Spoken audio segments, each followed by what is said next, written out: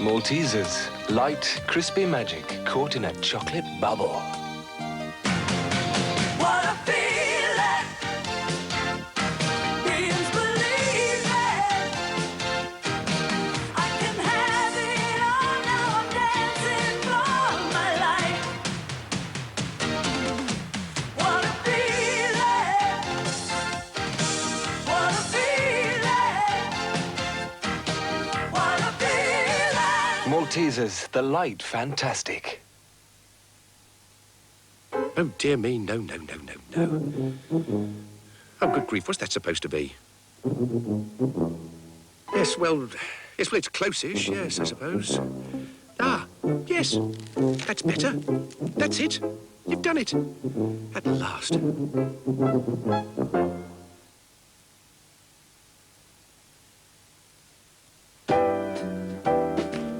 I'm going back to see the countryside.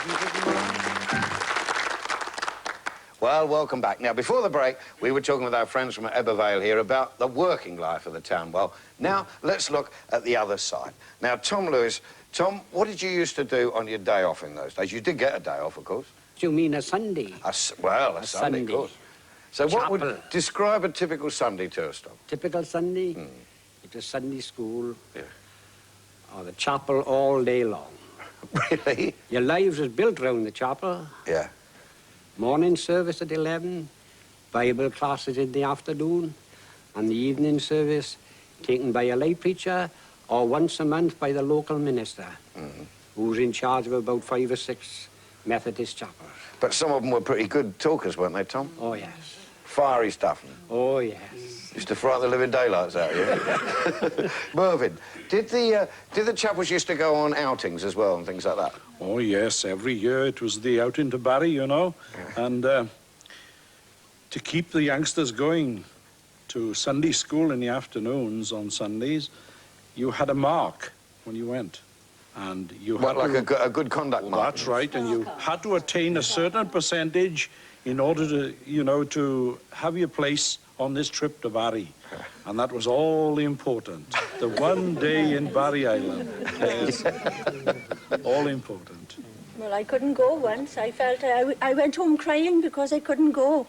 And I said, Mum, I can't go to chapel. I'll go to Barry with the chapel because I haven't got a bathing costume to go. So she said, it's all right, I'll knit you one. So she found some red wool now from an old jumper and unravelled it and did the knots. And so she knitted this jumper for me, lovely. So it built up shoulders and all like a vest.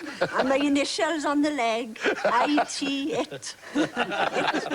And I thought it was great. We got to Barry, went in the sea, lovely. And when I came out of the sea, I was like lead.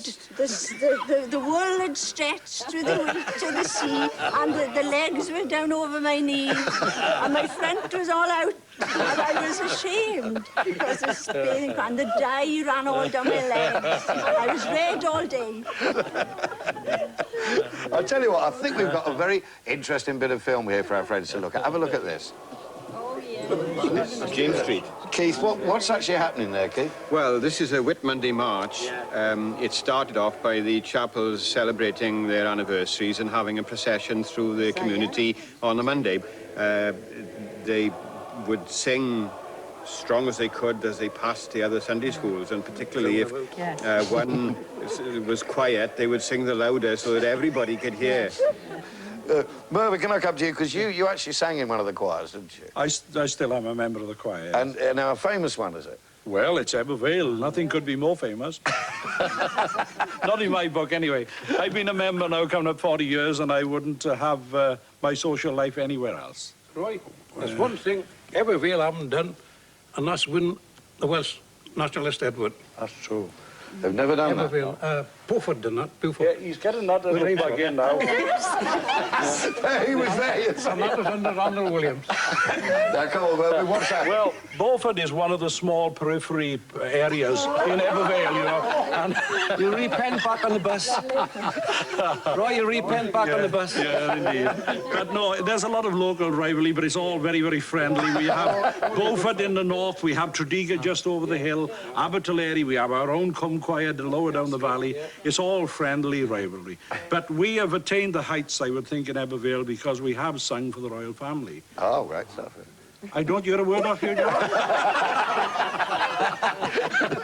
Yeah, in hometown, we always like to, if we can, find out how husbands and wives met, because I'm rather nosy like that, you see. So, how did you, the boys and girls, meet in Ebbw Vale? Well, we all went to chapel on Sundays, obviously, and then after the service was over, the older people would have a prayer meeting, you see, and then they'd be praying, and we'd be praying to go, and so we, you know, as soon as it was over, we'd get out on the town, and we'd walk up and down the main street. Now, there'd be hundreds of young people walking up and down, and it was called the Monkey Walk. Depending on the way you walked, I suppose. Yeah, well, yes. And then you sort of were in groups and you met other people, and if you were lucky, you'd find a fellow, and you could go for a walk then, you see, up the cemetery road. To the cemetery. And then you could go around the Wainpound Pond, you see, all very public, really, but, I mean, you dare not hold somebody's hand until you got up on the mountain. But I wasn't very fortunate because our gardens in College Road came down to the cemetery road like that, and my grandfather used to stand in the garden in the summer, and all the neighbours, and they could watch you, see, and see where you had to go walking up the cemetery road, yeah? And then he'd time you then when you came back, my grandfather, so I was always a bit embarrassed.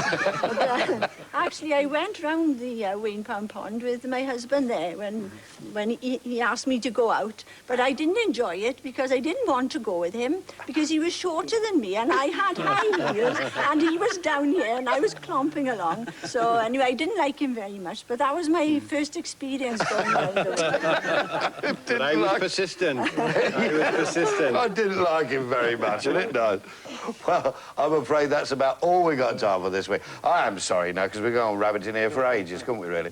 I've just got time to thank all our friends from Ebbw Vale, and I've got to say this to you, because they've told me I've got to say it to you, Prynhawn da, which is supposed to be goodbye in Welsh. But there's only one way us lot can really leave you, right?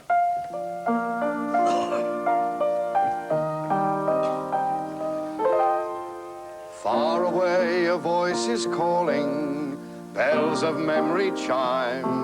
Come home again, come home again. They call through the oceans of time. We'll keep a welcome